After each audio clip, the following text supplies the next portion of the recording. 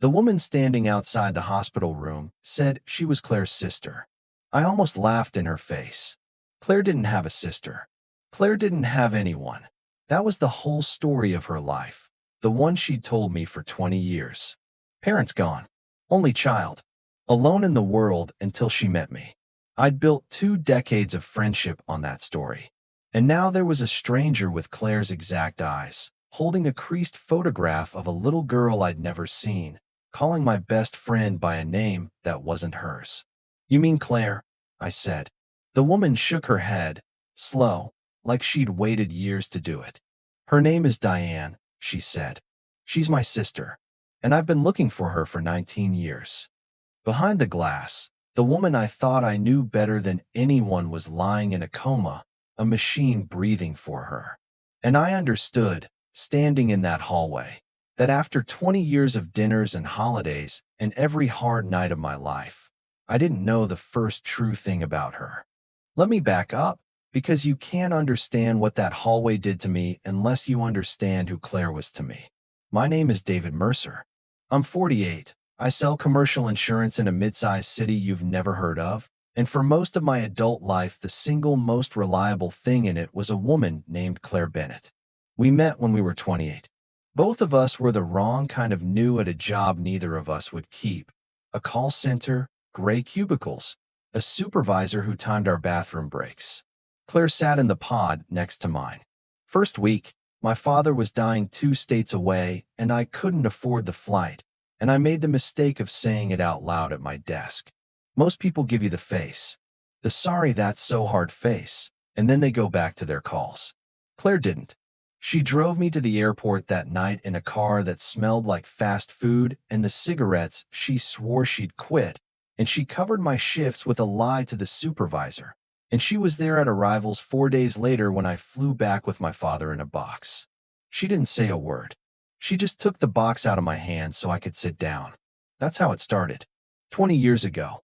You have friends, and then you have the person who becomes the architecture of your life. Claire was mine. When my marriage to Karen fell apart, slow, then all at once, the way they do, Claire showed up with a folding chair and sat in my empty apartment because I didn't have furniture yet, and she didn't want me alone in it. When Claire's businesses failed, and a couple of them did, I was the one who co-signed. We weren't romantic. People never believed that, but it was true. We were something I don't have a clean word for. Family you choose. Family that shows up. And here's the thing about Claire that everyone loved. She had a way of making you feel like the only person in the room. She remembered everything. Your kid's middle name, the surgery you were nervous about, the exact coffee you drank. She threw the birthdays nobody else remembered to throw. She was the friend who noticed the second you went quiet. What I didn't understand, not for 20 years, was that a person who watches everyone that closely is usually watching for a reason. That the ones who never let a detail slip are often the ones most afraid of the detail that might slip out of them. Because there was one subject Claire never touched, her past. And I let her not touch it because she'd built such a clean, sad, closed little box around it. Parents killed in a car accident when she was 19. No brothers, no sisters. A childhood in a town she said she couldn't stand to visit. There's nothing back there for me, David, she'd say, and turn the conversation around so smoothly you didn't notice you'd been turned. 20 years, I never pushed. I thought I was being kind. I thought her grief was why she never went home for the holidays. Every year she spent them with me and whoever else I'd collected, my daughter when she visited, a couple of strays from work. Claire cooked. Claire made it a home. And every year some small part of me thought, how sad. This brilliant woman with no family in the world. I never once thought, what if the family is the thing she's running from? That question was standing in the hospital hallway now, holding a photograph, telling me her name was Diane. The call came on a Tuesday at 6:40 in the evening. I remember because I was standing in my kitchen deciding whether to eat cereal for dinner again. A number I didn't know. Regional Medical Center. A woman with the flat, careful voice they trained them to use said the words motor vehicle accident, and you're listed as her emergency contact, and you should come now. I was her emergency contact. Of course I was. For 15 years, on every form, in every phone, we were each other's person. When something goes wrong, they call me. That was the deal. That was the whole point of us. I don't remember the drive. I remember parking badly, across two spaces, and running in, and a doctor telling me things in that language they use to keep you calm. Stable but critical, swelling. We're monitoring. Time will tell. A truck had run a light. Claire's little car never had a chance. They'd cut her out of it. She hadn't woken up. I sat outside her room for 2 hours holding a vending machine coffee I never drank. I did the thing you do, the bargaining, the promising God things you don't believe in. And I looked at her through the glass. Tubes, a machine breathing for her face swollen and wrong. And I thought, I cannot lose this person. She is the last load-bearing wall I have left. That's when the elevator opened and the woman walked out. I knew, before she said anything, that she was there for Claire. You can tell when a stranger is carrying the same fear you are. But there was something else, something that stood the hair up on my arms before my brain caught up. Her face. She had Claire's face. Not similar, the same. The same slightly crooked way one eyebrow sat higher than the other. The same jaw. 15 years younger, harder around the edges. But it was like watching Claire walk toward me out of a past I'd never been allowed to see. Are you the family? A nurse asked her. I'm her sister, the woman said. I stood up too fast. No, you're not. Claire doesn't have a sister. You've got the wrong room. The wrong person. The woman looked at me with a patience that unsettled me more than anger would have. Like she'd rehearsed this moment for years and had run out of ways for it to hurt. Claire, she repeated. Is that what she calls herself now? She pulled a photograph from her coat. Creased soft, carried a long time. Two girls on a porch step. One maybe 10, one maybe 4. The older one had that eyebrow. That jaw. Her name is Diane. Diane Halloran. She's my sister. I'm Nora, and I have been looking for her for 19 years. I wanted to tell her she was insane. I opened my mouth to do it. And then I remembered the one time, years back, that someone had called Claire Diane by accident. A waiter, misreading a card, and how she'd gone white and quiet the rest of the night and told me she felt sick. I'd forgotten it completely. It came back now like a stone through a window. I looked back through the glass at the woman in the bed. I looked at the photograph in the stranger's hand. The two girls on the porch step, the older one with that exact crooked eyebrow. And a cold thing moved through me. The specific cold of understanding something your whole body already knew before your mind would allow it. That's not possible, I said. But my voice had already stopped believing me. I sat back down in the plastic chair because my legs had quit, and the woman named Nora sat down beside me. And we waited together for a person neither of us really knew to wake up. I didn't sleep that night. You don't, after a day like that. I drove home at 2 in the morning and sat in my car in the driveway. The same thing I do in every crisis of my life. Apparently, sit in a parked car and try to reassemble myself. And I made a decision I'm still not proud of. I had a key to Claire's apartment. She had one to mine. 15 years of watering plants and feeding the cat when the other one traveled. I told myself I was going to check on the place. Get her a phone charger for the hospital. Clean clothes. That's what I told myself. The truth is I went there to prove Nora wrong. I went to find the evidence that my best friend was exactly who she'd always said she was, so I could walk back into that hospital and put that woman and her creased photograph in their place. Claire's apartment was like Claire. Warm, careful, everything chosen. Photos on the walls. Of me, of my daughter, of trips we'd taken, of the life she'd built out of borrowed families. Not a single photo from before we met. I'd never noticed that. 20 years, and there was not one image of her as a child in that whole apartment. How do you not notice that a person has no childhood on their walls? I found it in the bedroom closet. A gray metal lockbox, the kind you buy at a hardware store, on the shelf above her coats, behind a stack of sweaters. Heavier than it looked. Locked, of course. And I stood there holding it. And I want you to understand the line I was standing on. On one side was 20 years of a friendship where I'd never once gone through her things, where trust was the whole currency. On the other side was a woman in a coma and a stranger with her face. I found the key taped under the jewelry box. She'd hidden it well, but I knew her. That's the terrible irony. I knew her well enough to find the very thing that would prove I didn't know her at all. Inside the box was a life I'd never met. A birth certificate, Diane Marie Halloran, a town in the northern part of the state.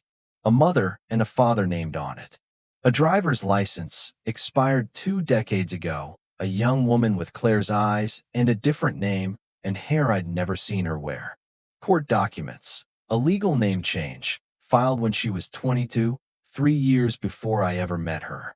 Diane Halloran had become Claire Bennett with a judge's signature and a filing fee. And underneath all of it, a stack of letters. Dozens. All addressed to a Nora Halloran, at addresses that changed over the years. All of them stamped return to sender. Unopened. Sent and refused, for years. My best friend had a whole family. She had a sister she'd been writing to for 2 decades. And she'd sat across from me at 1,000 dinners and told me she was alone in the world. I picked up one of the letters. I didn't open it. I couldn't cross that line, even then. But I held it up to the lamp, and I could see her handwriting through the envelope. The same handwriting that had signed my birthday cards for 20 years, filling page after page to a person she'd sworn to me didn't exist. Whatever was in those letters, she'd written it in the same hand she used to write love, Claire to me. The same hand. 2 different lives. I sat down on her bedroom floor with that box in my lap. And for the first time in 20 years, I didn't know if I was grieving my friend or a stranger who'd been wearing her face like a coat. Here's what betrayal does that nobody warns you about. It doesn't just poison the present. It reaches backward. It goes into every good memory you have and turns the lights on to show you the wires. I sat on that floor until the sun came up, and I went through 20 years frame by frame, and every one of them looked different now. The holidays she never went home for. Not grief. Hiding. The way she'd changed the subject any time the conversation got near where she grew up. I'd always read it as pain. Now I read it as skill. She was good at it. She'd been doing it since before I met her. There was the time my daughter, maybe 8 years old, asked Claire at the dinner table, "Do you have a mommy and daddy?" Kids ask the questions adults are too polite to. And Claire smiled and said, "I did, sweetheart. They're in heaven now." She said it so gently, so warmly, that I'd felt proud of her, of how she handled it. She'd looked a child in the eye and lied without a flicker. I'd watched her do it and thought, what a good person. The panic over the name Diane. The waiter. I'd forgotten it for years, and now I couldn't stop seeing her face. The trips she'd never take. I'd suggested, more than once, that we drive up north. There's beautiful country up there, lakes, old mining towns. She always had a reason not to. I thought she was particular. She was avoiding a map. The phone call she'd take in the other room, voice low, that she waved off as just a client. The money that never quite added up. She made good money in her good years, and she lived carefully, and I never understood where it went. I'd assumed bad investments. I'd co-signed loans for a woman whose finances I now realized I'd never actually understood. And the worst one, the one that kept me on that floor. Every single year, on one specific day in October, Claire would go quiet. Not dramatic, just a little further away than usual. She'd told me once it was a hard anniversary, and let me assume it was her parents. I'd bring her flowers. 20 Octobers. I brought that woman flowers for a grief I had invented for her. Now I understood I didn't even know what that day was. A birthday? The day she left? The day something happened that made a 19-year-old girl decide to erase her own name and disappear? I want to tell you, I felt only anger. That would be cleaner. But underneath the anger there was something worse and more confusing. Because the woman in all those memories, the one who drove me to the airport, who sat in my empty apartment, who cooked the holidays, who looked my daughter in the eye, that woman was real. Everything she did was real. Every act of love was real. Only the name was fake. Only the past. Everything that had ever cost her something was true, and everything that would have cost her nothing to say was the lie. And I didn't know yet whether that made it better or immeasurably worse. I put everything back in the box exactly as I'd found it. Habit. Then I picked up the phone and called the hospital to ask if she'd woken. She hadn't. And then, God help me, I called the number Nora had left at the nurse's station. Because there was only one person alive who could tell me what I was actually holding. We met at a diner near the hospital the next morning. Nora was already in the booth when I got there, both hands around a coffee she wasn't drinking, and in the daylight the resemblance was even harder to look at. She had Claire's hands, the exact way she held the mug. I put the lockbox on the table between us. I don't know why I brought it. Maybe as evidence, maybe as a white flag. Nora looked at it and her eyes filled, and she said, she kept it. She touched the metal like it was warm. All this time, she kept it. And then she told me who my best friend was. Their father was a man named Raymond Halloran. I'm going to keep this part plain, because Nora told it plain, and because the people who live through these things don't decorate them. He was a violent man. The kind of violence that lives inside a house and never shows its face at the grocery store, so the neighbors are always shocked. Their mother died when Diane was 15 and Nora was 9, and after that there was no buffer left between the two girls and their father's moods. Diane became the buffer. That's what the oldest one does. She took what she could take so that Nora wouldn't have to. She raised me, Nora said. Not our mother, not our father, Diane. She'd get between us. She'd walk me to school with a story ready about her arm. Nora looked at me. You knew her. Do you understand what I'm telling you? The woman who remembered everyone's coffee order. She learned to read people that closely by watching a man's hands to know what kind of night it was going to be. I thought about Claire noticing the second I went quiet. I thought about her radar, that gift everyone loved. I felt sick. Diane got out at 19. There'd been a night.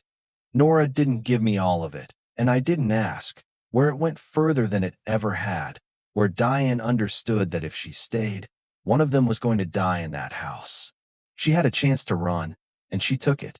But here's the part that broke something in me. She tried to take Nora. She'd planned it for months. 2 bus tickets, an address of a shelter 300 miles away. And at the last minute, Nora, 14, terrified, still a child who loved her father the confusing way abused kids do, wouldn't go. I didn't understand, Nora said, and now she was crying, quietly, the quiet of someone who learned young not to make noise. I thought she was abandoning me. I screamed at her. I told her I hated her. I told her if she left she was dead to me.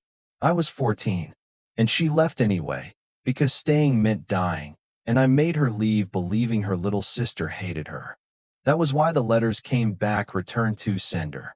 It wasn't that Nora couldn't be found. It was that for years a furious, frightened girl kept sending them back, punishing the sister who saved herself. And then their father found out Diane was writing and moved them and changed the numbers. And by the time Nora understood what her sister had actually done for her, Diane Halloran didn't exist anymore. She'd become someone named Claire in a city nobody knew, and she'd made herself impossible to find. On purpose, because being found was the thing she was most afraid of in the world. I've been looking for 9 years, Nora said. Since our father died. I finally hired someone 6 months ago. He found a Claire Bennett. I was standing outside her building last week trying to work up the nerve. She wiped her face. Then I got the call there'd been an accident. I almost didn't come. I thought, what if I'm still the girl who told her she was dead to me? I sat in that booth and finally understood what 20 years of lies had actually been. Not a con. Not a game. A woman hiding from a dead man who still lived in her body. And a name that was the only wall thick enough to keep him out. I need to tell you about the 2 days after that diner, because they were some of the worst of my life, and I don't think I'm the only one who's ever stood where I stood. I was angry. That's the part I'm ashamed of, but I promised I'd tell you the truth. You'd think, after everything Nora gave me, there'd be no room left for anger. But grief and anger don't take turns. They run at the same time. I was angry that she hadn't told me. 20 years. I had held this woman's actual life in my hands, co-signed her loans, buried my father beside her, trusted her with my daughter, and in all that time she had decided, over and over, every single day, that I was not safe enough for the truth. That's what it felt like. Like the closest friendship of my life had a locked room in it I was never allowed to enter. Like she'd looked at me across 2 decades and thought, not him, not yet, not ever. I said this out loud to my daughter on the phone. She's 26 now, sharper than me. She was quiet a second, and then she said something that took the floor out from under me. She said, "Dad, did you ever tell her about the year after Mom left? The really bad year? The one you won't talk about?" I didn't answer because she was right, and she knew she was right. There's a year of my life I have never told Claire about. The year after Karen left, when I was not okay, when I was in a very dark place, when I did things and thought things I have never said out loud to anyone, including the woman who was supposedly the closest person in the world to me. I kept that room locked too. Not because I didn't trust Claire. Because some things you bury so you can keep standing up. Because the version of you that lived through the worst thing feels like it would poison the version of you that people love now. I had a locked room. Mine was 1 year. Hers was 19. And I understood, sitting there, that I'd been furious at her for doing the exact thing I had done. For protecting the people she loved from the person she was afraid she still was underneath. The difference was only the size of the wound. Mine fit inside a year. Hers had needed a whole new name. That's the thing about the people who seem the most whole. The ones who show up, who remember your coffee, who hold everyone together on the holidays. Sometimes that steadiness is a gift. And sometimes it's scar tissue. Sometimes the person holding everyone else up learned to do it in a house where no one ever held them. You don't get that good at carrying people unless you were handed something too heavy far too young, and told not to put it down, and told not to cry about it either. I'd spent 2 days deciding whether the friendship had been real. And somewhere in that phone call with my daughter, the question changed shape.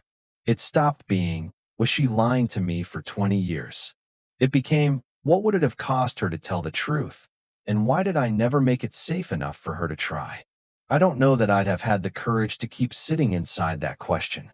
But I didn't have to sit in it alone. Because that afternoon, the hospital called. Claire was awake.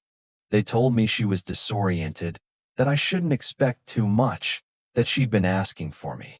Asking for David. Even now, even surfacing from all of that, the name her mouth reached for was mine. I don't know why that undid me in the parking lot before I even went in. Maybe because it meant that whatever she'd hidden, she hadn't hidden me.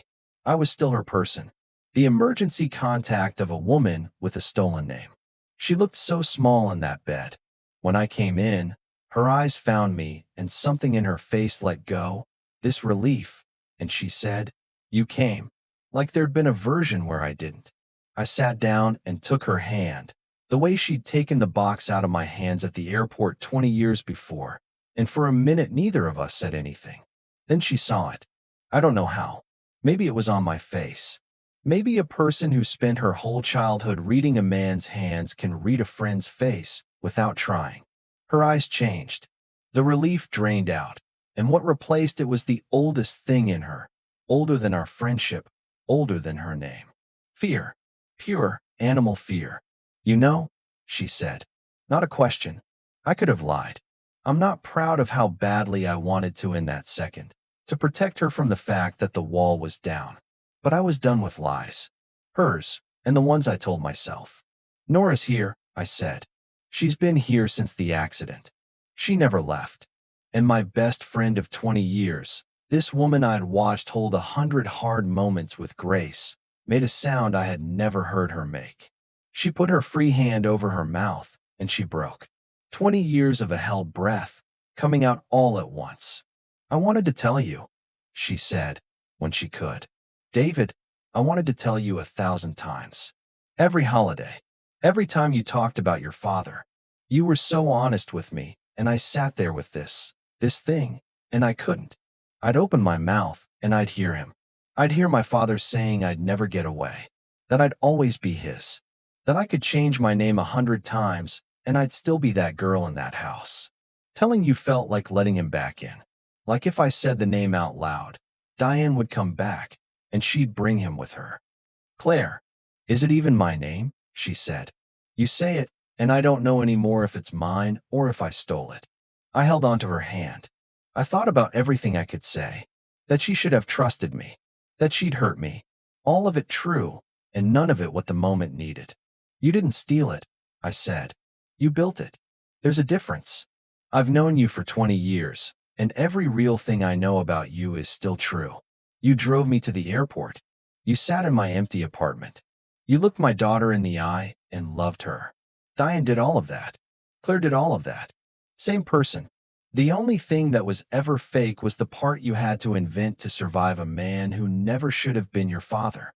She cried harder. And then, in the smallest voice, came the question underneath all of it, the one she'd been afraid to ask for 2 decades. Are you still my friend? Now that you know what I really am. I want to tell you what I said, but first I have to tell you what I'd learned about who she really was, because it wasn't what either of us thought. Before I answer that question, are you still my friend? I have to back up a few hours to something Nora had said in that diner that I hadn't understood yet. Nora had a daughter, Emma, 9 years old, and a few years back, Nora had hit the worst stretch of her life, a bad marriage of her own, then out of it with nothing. And then Emma got sick. The kind of sick that comes with bills that end a family. Nora told me, over that cold coffee, that she'd been 3 days from losing everything when a lawyer called. A man she'd never heard of, representing a client who wished to remain anonymous. The client would be covering Emma's medical care. All of it. And a little besides, every month, for as long as it's needed. Nora had cried on the phone to a stranger and begged to know who. The lawyer only said, someone who knows what it's like to be a girl in your family. Nora had spent 3 years thinking it was a charity, a church, a ghost. Sitting in that hospital room, holding the hand of a woman asking me if I could still love her now that I knew what she really was. I finally understood what I actually knew. I'm going to stop here for a second, because if you've come this far with me, there's a good chance you know someone like Claire. Maybe you were someone like Claire. Someone who learned young that love was dangerous, that the safest thing was to give and never let anyone see the ledger. Someone holding a room shut with both hands. If that's you, I hope you hear this part. If you've made it this far with me, I want to invite you to subscribe to our channel and join us every day. Because these are the stories we tell here, the quiet ones, about the people sitting at your table with whole lives you've never been shown.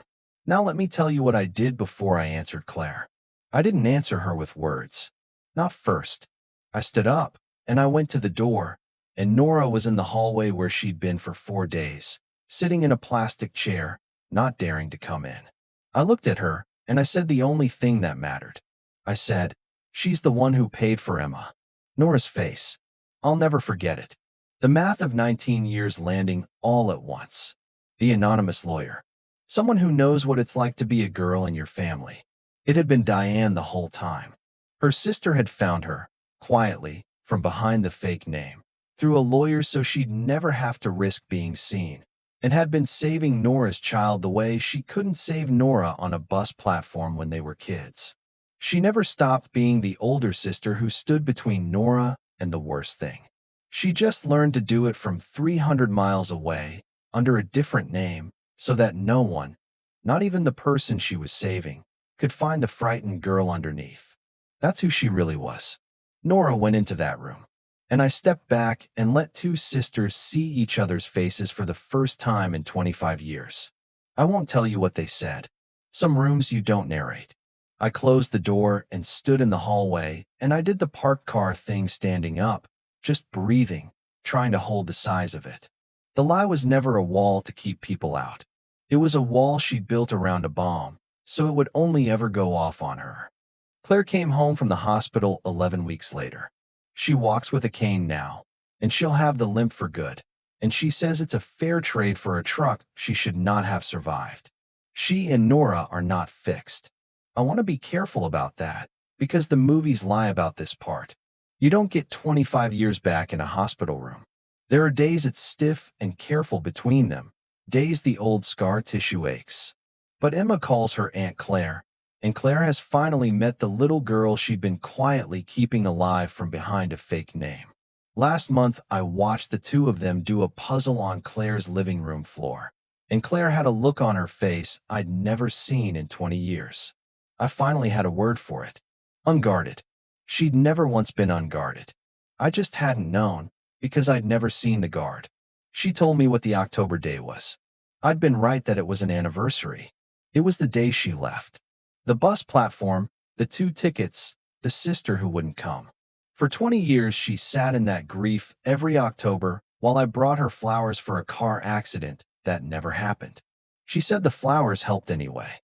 She said maybe some part of her let me mourn the right loss with the wrong story. She asked me once, careful, if I was still angry. I told her the truth. I told her the anger had been real, but that it was mostly grief wearing a costume. Grief that she'd carried it alone, that I'd never made it safe to set down. I told her about my locked year. First time I ever have, to anyone. She listened the way she listens, and when I was done she said, see, we all have a Diane. A self we bury so the rest of us can keep walking around. Her name is legally Claire. It has been for 25 years. But sometimes now, when it's just us, I call her Diane. Not to drag her back. To let her know that the girl who ran, the one who took the beatings so her little sister wouldn't have to, is welcome at my table too. That she doesn't have to leave any part of herself in the car anymore. 20 years I thought I knew my best friend. I was wrong. I know her now. And the woman I know now is braver than the one I invented. If someone came to mind while you listened, the friend who's always fine, always holding everyone up, who you've never seen set anything down, call them. Not to interrogate them, just so they know your table is safe. Share this with 5 people who need to hear it. Leave a comment and tell me about the person who turned out to be more than you knew. And tell me what story you want me to hear next. Some walls aren't built to keep you out. They're built by someone who was never kept safe. And the kindest thing you'll ever do is knock gently and wait.